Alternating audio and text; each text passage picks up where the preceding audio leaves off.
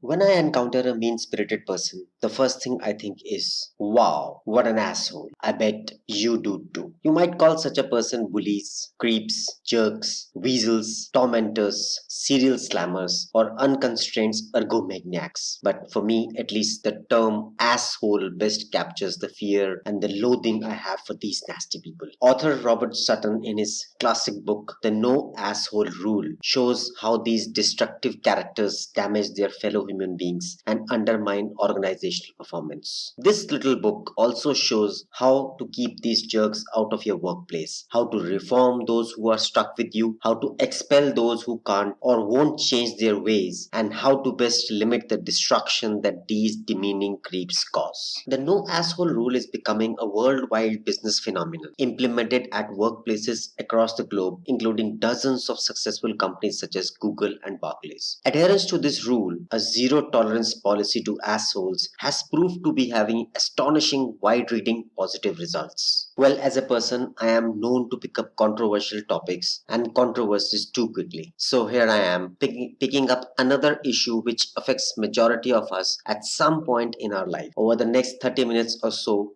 I will try to review the above book, bring about some salient points which I believe most of the people will be able to relate to and find it useful. Mind you, the contents of this book is no street talk. These are backed by extensive research on people and organizations. This funny, defiant little book will change every workplace interaction you make. If you have ever been a victim, just reading Sutton's analysis bring calm, relief, empowerment, and reassurance that you are not alone in this world. I do not intend to counter or criticize whatever is said in this book. I am just providing a medium to spread the good thoughts. One may consider this talk a very good executive summary of the book No Asshole Rule by Robert Sutton. The story of this book began in 2004 when it is published as an essay by Harvard Business Review under the headlines More Trouble Than They Are Worth in their Breakthrough Ideas section in February 2004. Mind you, most of the people will believe that HBR will ask for a censored and a watered down variation like no jerk rule or no bully rule, but the asshole word was printed total 8 times in this short essay. Having a civilized workplace is not a naive dream. They do exist, and that pervasive contempt can be erased and replaced with mutual respect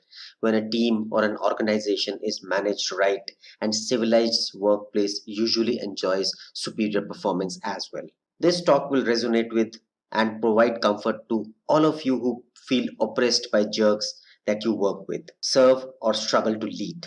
I also hope that it will provide you with practical ideas for driving out and reforming nasty people, and when it isn't possible, help you limit the damage that these creeps do to you and to your workplace. The very important question of who deserve to be branded as assholes. Many of us use the term asshole indiscriminately, applying it to anyone and everyone who annoys us, gets us in our way, or happens to be enjoying greater success than us at any moment. But a precise definition can help us distinguish people who are having a bad day or a bad moment.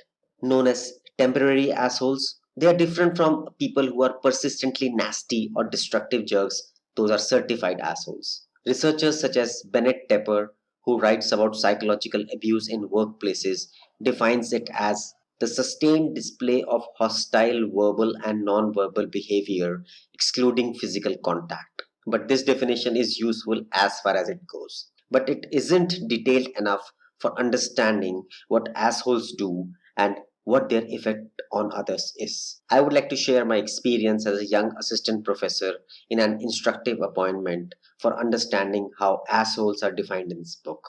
As a young professor at a medical college, and as I became more experienced, I spoke on TEDx platform, got nominated for the top 400 healthcare leaders award. But my delight lasted for a few months when one of my colleagues asked, I don't understand your body of work, and told me in a condescending tone while I was having a broad smile for a public consumption. Well, dear, now that you have satisfied the babies here on the campus, perhaps you can settle down and do some real work. This painful memory demonstrates the two tests that the author uses for spotting whether a person is acting like an asshole or not. Test 1. After talking to the alleged asshole, does the target feel oppressed, humiliated, de energized, or belittled by the person? In particular, does the target feel worse about him or herself? Test 2. Does the alleged asshole aim his or her venom at the people who are less powerful rather than at those people who are more powerful? Mind you, whenever in doubt, one must carry out these two tests to define assholes, more so certified assholes. Assholes do their damage not only through open rage and arrogance. People who loudly insult and belittle their underlinings and rivals are easier to catch and discipline. Two faced backstabbers, those who have enough skill and emotional control to save their dirty work for the moments when they can't get caught, are tougher to stop, even though they do as much damage as a raging maniac. A dirty dozen are 12 most common moves to illustrate the range of these subtle and not so subtle behaviors used by assholes. You are free to add much more to the list, whether we are talking about personal insults, status slap in the form of quick moves that pat down social standing and pride, shaming and status degradation rituals, jokes that are insult delivery systems, or treating people as if they are invisible. These and hundreds of other moves are similar in that they can leave targets feeling attacked and diminished, even if momentarily. These are means that asshole used to do their dirty work. Nearly all of us act like assholes at times. It's not fair to call someone a certified asshole based upon a single episode. We can call that person a temporary asshole. Once I became angry on a staff member, I kept on sending insulting remarks. She told me that I made her cry. I apologized to her. We don't demean one person another day in and day out. I was being guilty of a jerk during that particular episode. And if you have never acted like an asshole even once in your life, please feel free to contact me immediately because I want to know how you have accomplished this superhuman feat. We all have potentials to act like assholes under wrong conditions when we are placed under pressure. Although it is best to use the term sparingly, some people do deserve to be certified as assholes because they are constantly nasty across all places and at all times. To be a certified asshole, a person needs to display a persistent pattern, to have a history of episode that ends with one target after another feeling belittled, put down, humiliated, disrespected, oppressed, de-energized, and generally worse about themselves. If someone takes consistent actions that leaves a trail of victims in their wake, they deserve to be branded as certified assholes. They are condescending, belligerent, and disrespectful. Author also does make an argument for recruiting and breeding spineless wimps. The focus is on screening and reforming and getting rid of people who demean and damage others, especially with relatively little power. Well, you won't find studies titled The Prevalence of Assholes in Modern Organization or Interpersonal Moves by Assholes in Workplace Form and Frequency. Most researchers are too dignified to use the term, I'd rather say the dirty term, asshole in print. But there is a big pile of scholarly research that reaches much the same conclusion without using the term asshole. It is conducted under the banners including bullying, interpersonal aggression, emotional abuse, abusive supervision, and petty tyranny. Consider some findings. A study in 2002 of workplace aggression, 36% reported persistent hostility from co-workers and supervisors, which meant experience at least one aggressive behavior at least weekly for a period of a year. Nearly 20% of the employees in the sample reported being bothered moderately to a great deal by abusive and aggressive behaviors, including yelling, temper tantrums, put downs, glaring exclusion, nasty gossip, and pushing, shoving, biting, kicking, and other sexual and non sexual assaults. Studies on nurses suggest that they are demeaned at an especially high rate. In 1997, a study of 130 US nurses published in the Journal of Professional Nursing found that 90% of the nurses reported being victims of verbal abuse by physicians during the past year. The average respondent reported 6 to 12 incidents of abusive anger, being ignored, and being treated in a condescending fashion. Similarly, 2003 study of 461 nurses published in Orthopedic Nursing found that in the past month, 91% had experienced verbal abuse, defined as mistreatment that left them feeling attacked, devalued, or humiliated. Now the question comes, what is the amount of damage which is done by these geeks and why every workplace needs a no asshole rule. Every organization needs a no asshole rule because mean spirited people do massive damage to victims and even to the bystanders who suffer ripple effects also. The organizational performance goes down and they themselves are also hurt. The harm that the victim suffers is most conspicuous. Damage caused by the demeaning and uninvited advances from lecherous bosses, co workers, and clients is well documented. Bennett Tepper's research on abusive supervision examines a representatives of 712 employees in a Midwestern city. He found that many of these employees had bosses who were ridiculed, put downs, provided silent treatment and insults like tell me I'm incompetent and tells me that my thoughts and feelings are stupid. These demeaning acts drive people out of the organizations and sap the effectiveness of those who remained. A 6 month follow up study found that the employees with abusive supervisors quit their jobs at accelerated rates, and those still trapped in their jobs suffered from less work and less life satisfaction, even reduced commitment to employers, and heightened cases of depression, anxiety, and burnout also. Similar findings are uncovered in dozens of studies with victims reported reduced job satisfaction and productivity. They have trouble concentrating at work. They have mental and physical health problems, including difficulty in sleeping, anxiety, feeling of worthlessness, chronic fatigue, irritability, anger, and depression, to mention a few. The effect of these assholes is so devastating because they sap people of their energy and esteem, mostly through the accumulated effects of small, demeaning acts, and not so much through one or two dramatic episodes. Consider an office administrator who told that his boss never raises his voice, but she dies a little during every meeting in her office because she is treated like nothing. Stories of extreme public humiliation are more dramatic and easier to remember, but such tiny indignities take their toll as we travel through our own days. In this cost conscious world, there is a cost to everything. What is your organization's total cost of assholes?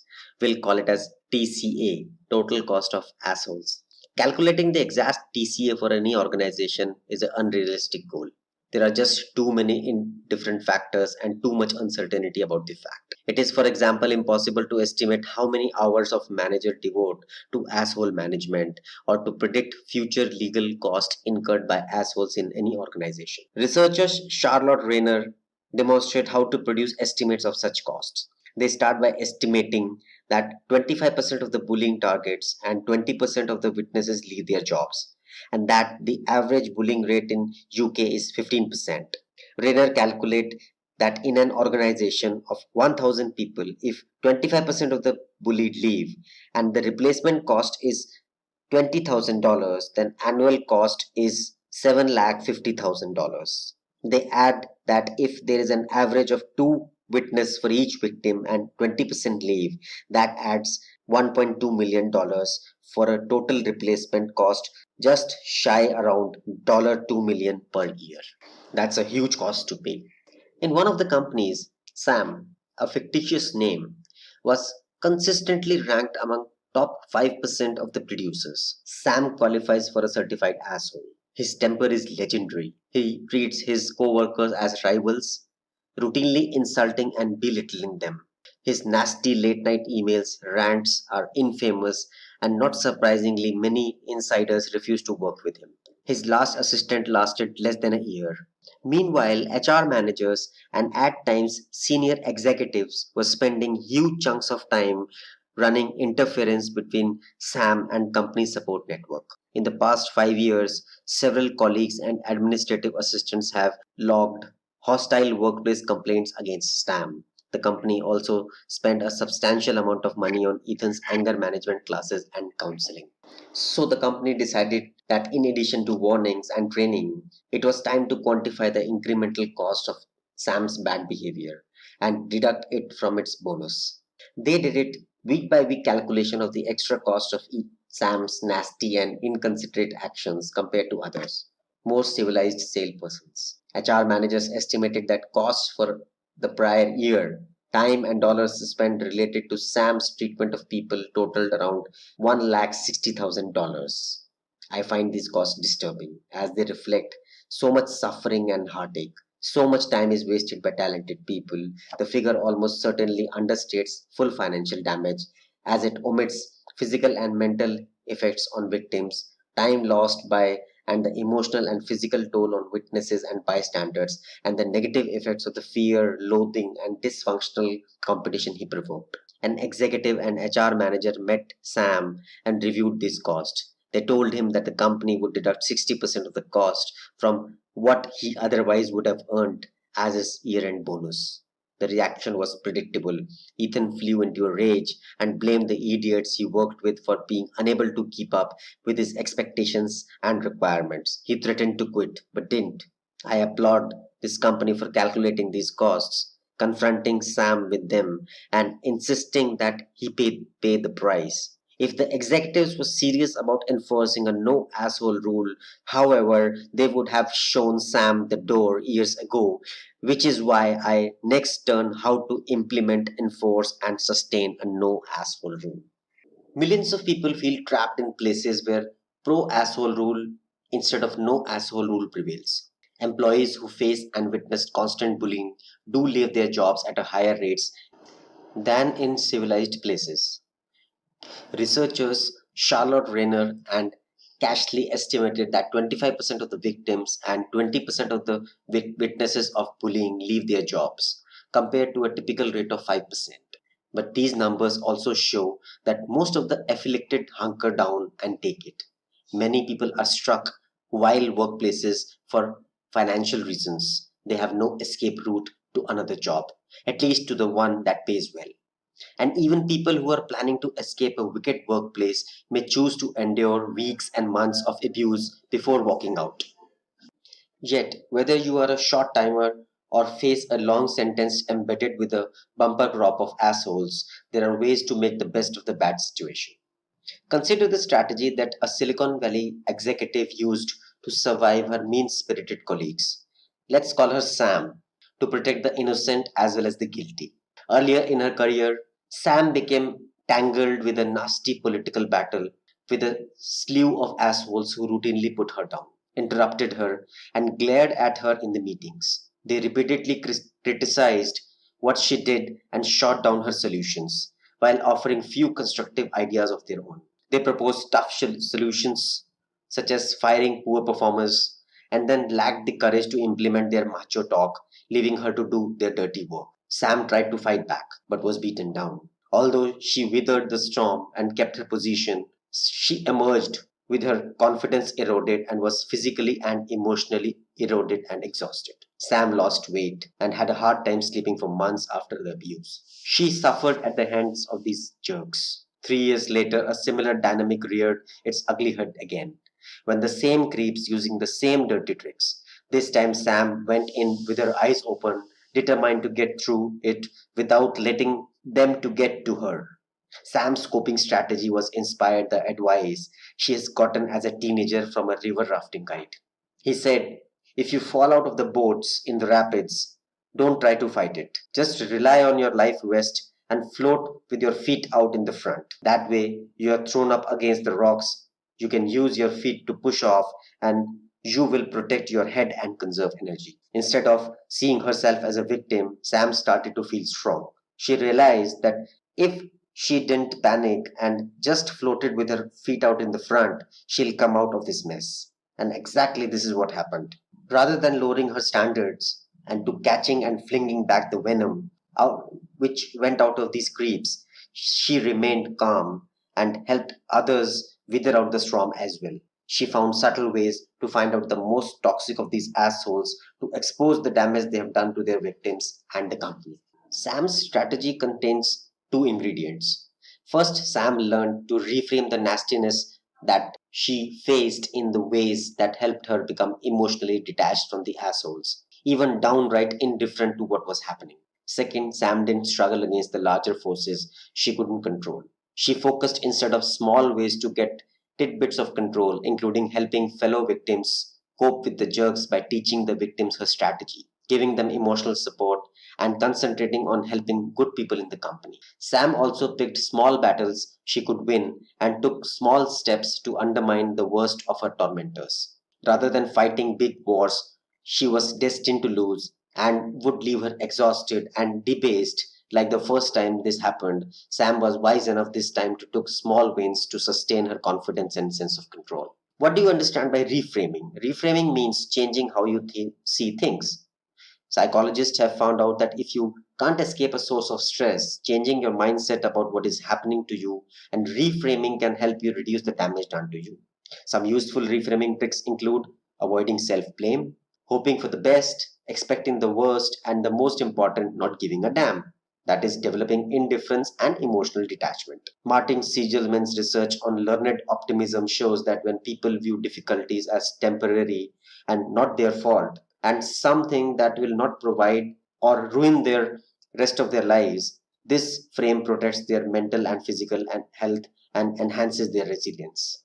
Psychologists use cognitive behavioral therapy, CBT, to help victims view such irrational beliefs as hypotheses rather than facts and develop a different and a more optimistic frame of mind for interpreting these encounters with bullies. The second time, Sam realized that it was not her fault and she didn't blame herself. Next technique is to hope for the best and expect the worst. As Siegelman research and Sam's experience shows, framing demeaning encounters in an optimistic light can help you sustain your physical and mental health. Yet, especially if you are subjected to mean spirited people for long stretches of people, unbridled optimism can be dangerous to our spirits and esteem. Unwavering hope that all those hardcore jerks are going to be transformed into nice people is a recipe for one reliable disappointment after the another. If you expect that one beautiful day all those assholes will suddenly apologize to you, begin begging to you to be forgiven, or at least start treating with due respect, you're setting yourself up for a big disappointment and frustration. Psychologists who study emotions propose that happiness reflects the difference between what you expect and what you get in life. So if you keep expecting good things to happen to you, but they never do, and take a turn for the worse, you will suffer constant unhappiness. The trick is not to expect that jerks will change their behavior. Keep your expectations to their behavior low, but continue to believe that you will be fine after the ordeal is over. That way, you won't be surprised or upset by your colleagues' relentless nastiness. And if they do show you some unexpected moments of kindness, you can enjoy the pleasant surprise without suffering disappointment when they return to their wicked ways. Next important step is to develop indifference and emotional detachment. Passion is an overrated virtue in any organizational life. We have always been taught to be passionate, and indifference is an underrated virtue.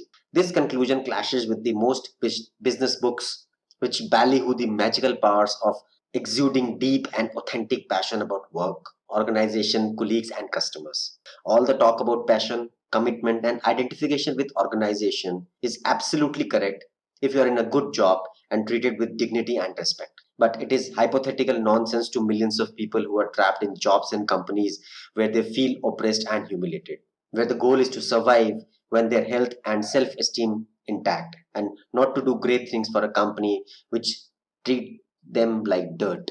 Organizations that are filled with employees who don't give a damn about their jobs will definitely suffer poor performance, but the author feels if they routinely demean employees, they should get what they deserve.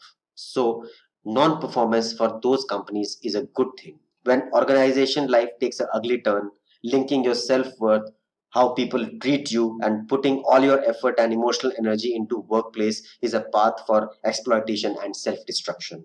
Self preservation in that case is a must, which requires some opposite response from the passionate response, which is mostly said in the business books. Learn to feel and practice indifference and emotional detachment. When your job feels like a prolonged personal insult, focus on just going through the motions, on caring as little as possible about jerks around you, and think about something more pleasant as often as you can. We all face bad situations that we must endure. None of us has complete mastery over the surroundings, and we all get stuck with oppressive jerks whom we can't change. As Walt Whitman said, dismiss whatever insults your soul.